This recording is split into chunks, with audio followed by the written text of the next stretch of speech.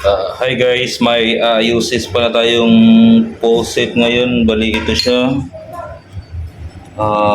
Nabali na yung original lock niya kaya dapat nating palitan para tumigil na yung tagas.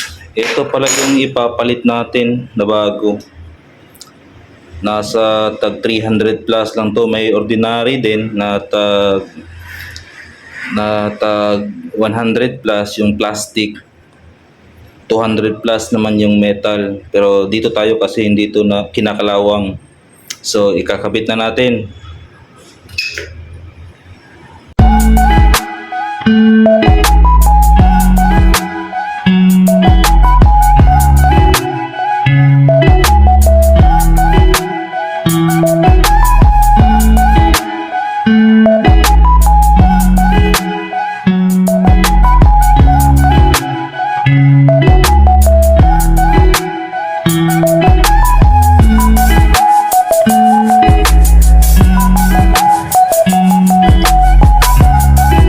Ito yung luma, ito yung bago.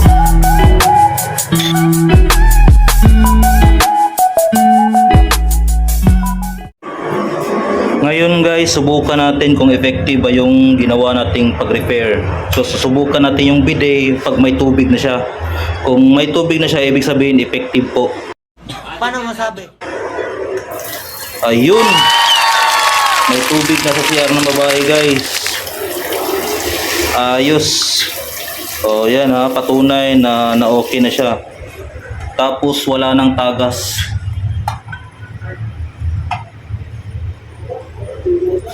Tapos yung flash niya, okay na yung flash.